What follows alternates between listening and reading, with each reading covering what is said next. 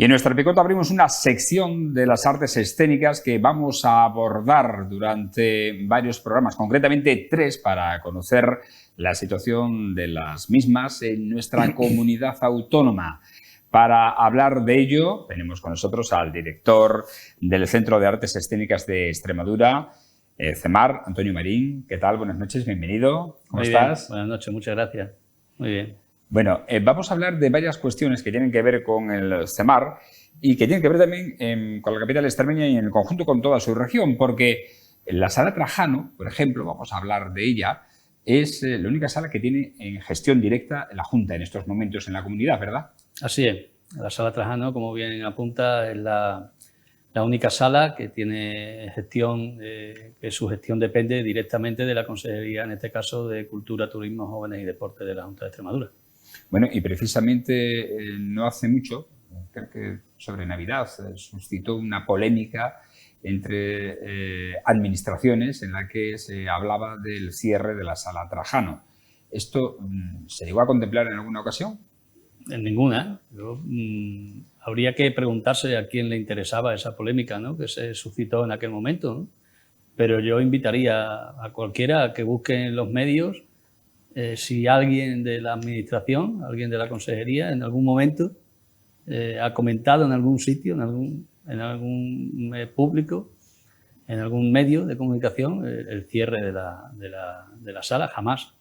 Jamás se dijo eso desde la administración, desde la consejería, nunca. Nadie de los que estábamos allí se ha dicho. Lo que sí se dijo es que se iba a hacer una reestructuración, digámoslo así, en lo que era la programación, para darle cabida también al Instituto de la Juventud, para que la sala fuera también pues, un espacio de creación, de exhibición, de formación para nuevos talentos, compañías emergentes y bueno, pues que el Instituto de la Juventud tuviera también cabida dentro de la programación de la Sala Trajano. Pero en ningún momento se llegó a hablar de cierre, y entonces por eso digo que habrá que preguntarse a quién le interesaba en aquel momento hacer ese ruido, presentar aquella historia, aquel bulo de que y jugar con los sentimientos de las personas, porque al fin y al cabo hicieron creer que la sala efectivamente se iba a cerrar cuando después pues, se ha visto a todas luces que ni estaba pensado, ni ha sido así, ni mucho menos. La sala ha seguido con su programación de forma habitual. A algunos les interesó en aquel momento políticamente y otros pues, se sumaron al carro porque también les interesaba, pues supongo, que apuntarse el supuesto tanto de que la sala seguía con su programación gracias a las presiones de aquellos momentos, pero puedo asegurar y aseguro que no hubo, en ningún momento se pasó por la mente de nadie de lo que está ahora mismo en el gobierno el cierre de la sala. También se acometió una serie de pequeñas reformas, ¿no? Sí, en la sala, ¿no? A eso iba, que sí que hubo un momento en el que se cerró, pero no fue ni mucho menos en Navidad, fue al inicio de la legislatura, allá por el mes de septiembre, cuando nosotros llegamos al gobierno, cuando yo me incorporé al CEMAR, pues la sala estaba en una situación muy, muy, muy delicada. Teníamos una serie de deficiencias importantes que hubo que subsanar lo antes posible, porque si no, no había posibilidad de seguir dando la programación que estaba prevista. Hubo que sustituir, reparar la cubierta, sustituir algunos canalones. Bueno, hay vídeos que muestran cómo cuando llovía, pues el agua caía como si no hubiese ninguna cubierta allí, ¿no? Incluso muy cerca de lo que es el dimmer, que es uno de los aparatos que se utiliza en las artes escénicas, con el consiguiente peligro que eso supone. Los camerinos también se llovían. Sí, que regula las luces, ¿no? O sea, sí, claro. O sea, que es un tema eléctrico, serio. Claro, tiene una cometida eléctrica, regula la iluminación del escenario y eso tenía un peligro importantísimo. Después también tuvimos otro caso de un desprendimiento de una loseta de la fachada de la Sala Trajano que cayó. Afortunadamente no pasaba nadie en ese momento por la calle, cayó al acerado y bueno, pues también hubo que hacer una actuación sobre la fachada. Y en esos momentos sí que estuvo la sala cerrada, fue un tiempo muy pequeño, pero sí, en ese momento sí, pero fue precisamente para adecuarla y poder subsanar lo que nos habíamos encontrado, que era una sala en unas condiciones lamentables. Aún así se desarrolló al final, digo, programación durante el primer semestre de este año. Sí, no hemos fallado en la programación, hemos seguido manteniendo. Lo que sí es verdad que hemos intentado, intentado y conseguido también el programar con una serie de criterios, no de manera, pues al gusto de la persona que en aquel momento se dedicara a hacer la programación. Nosotros hemos establecido una serie de criterios porque entendemos que la sala, precisamente por lo que hablábamos al principio, de que es una sala que tiene unas características y una casuística especial y que es la única sala que está programada desde la propia consejería, pues debería ser una sala que diera cabida a las compañías extremeñas prioritariamente y que no fuera una sala comercial al uso, porque para eso ya tiene Mérida y sus alrededores tienen otras salas que cumplen con esa función y con ese objetivo. Entonces eso ha sido un poco la reestructuración que nosotros hemos hecho de cara a la programación. No hemos faltado a la misma, hemos seguido programando, incluso se han programado en el año 24, programamos 48 espectáculos, que supone 14 más de los que se habían programado en el mismo periodo, en el 2023,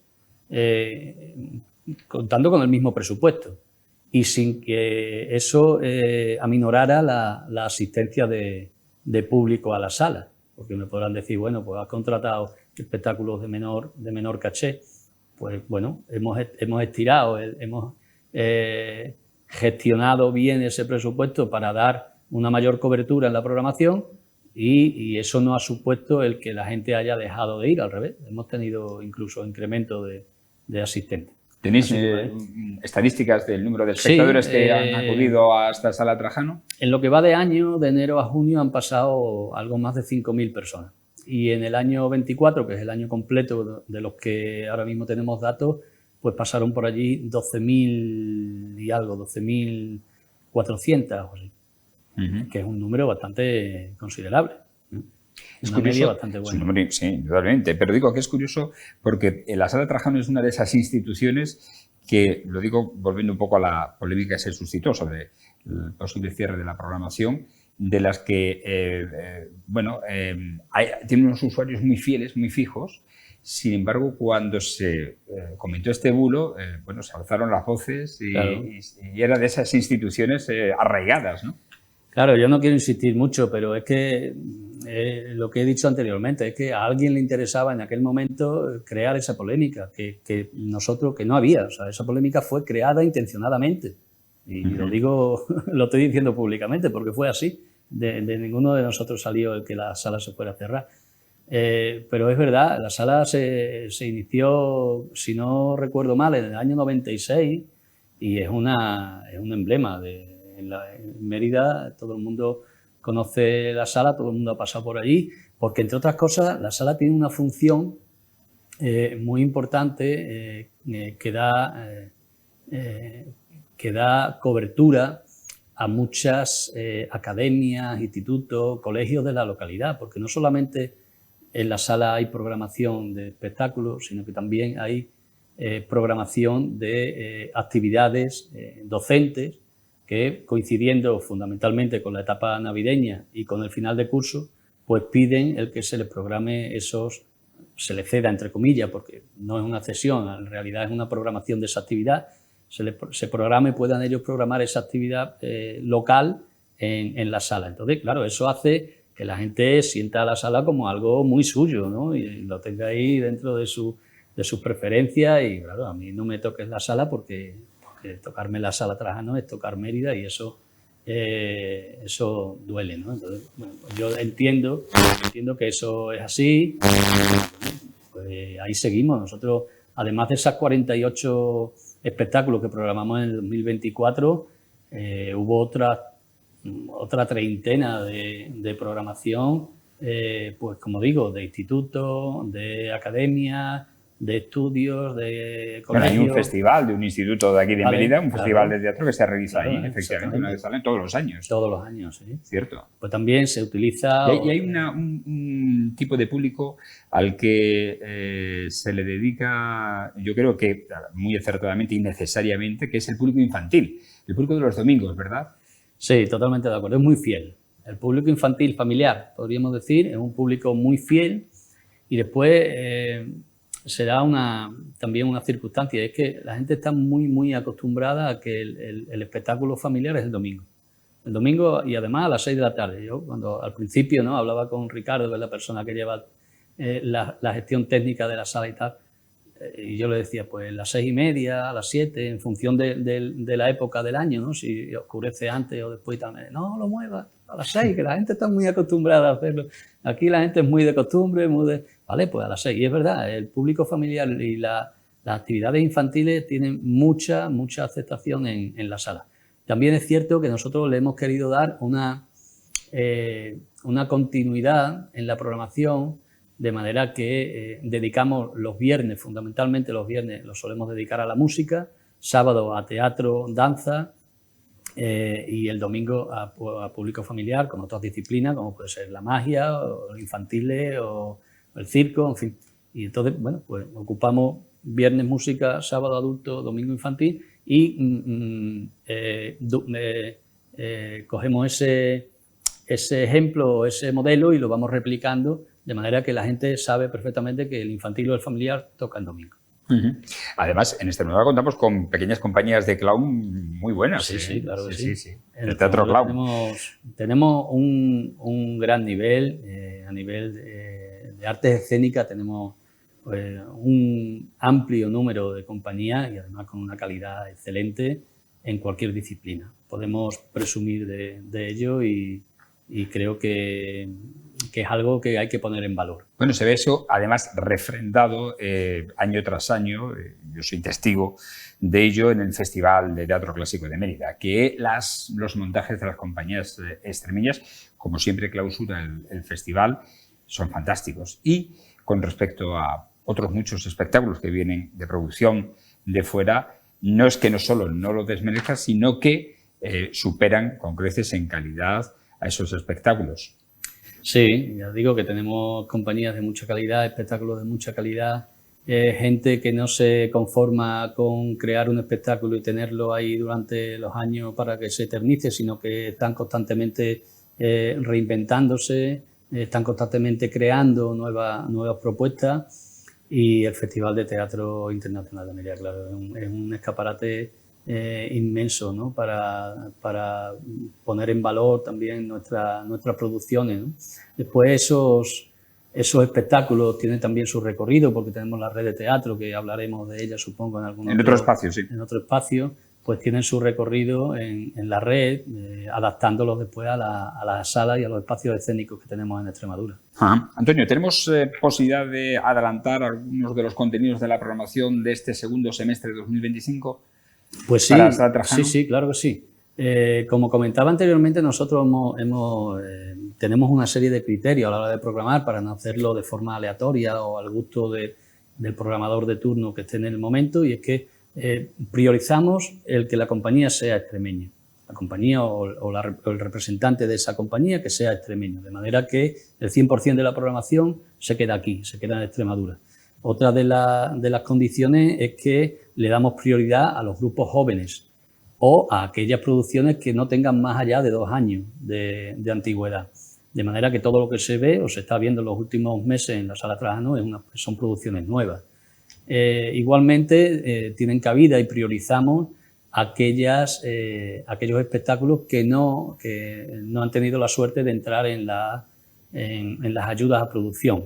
Anteriormente era al revés, como las ayudas a producción pues es un dinero público de la Junta de Extremadura para que esas compañías produzcan sus espectáculos, pues a la vez los llevaban a la Sala Trajano. Yo entiendo que debe ser al contrario, porque el que ha recibido una ayuda ya tiene esa ayuda, pero el que se ha quedado fuera no tiene ninguna posibilidad. De manera que si al menos le damos un bolo en la Sala Trajano, le estamos ayudando también de alguna manera. como digo, entonces, pues es una prioridad también aquellas compañías, aquellos espectáculos que no han tenido la suerte de entrar en la convocatoria de ayuda a producción, pues también tienen su espacio en la Sala Trajano.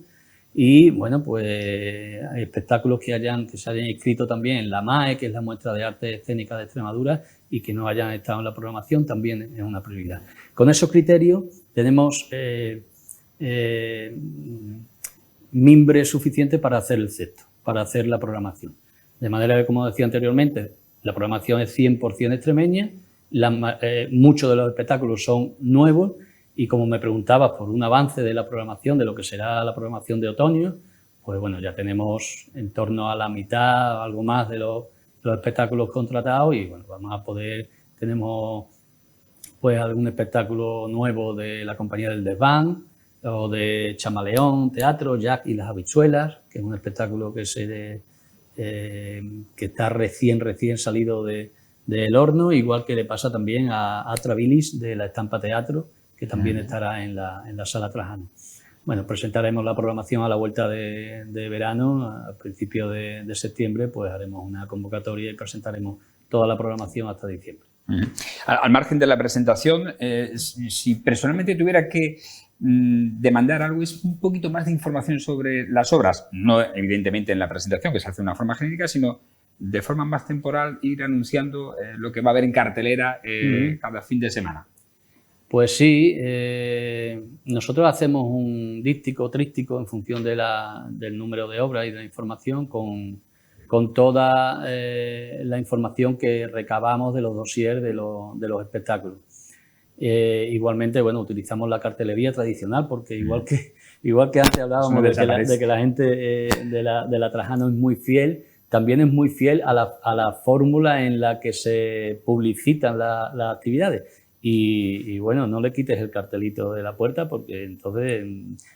Y es entendible, porque hay gente que no tiene ni, bueno, por la circunstancia que sea, porque no quiere o porque no, por lo que sea, no tiene redes sociales y no tiene acceso a esa publicidad de otra manera que no sea como se ha hecho siempre con el cartel, ¿no? O con el díptico o el programa de mano, ¿no? Y en ese aspecto, bueno, pues también intentamos llegar con la información a todos los públicos.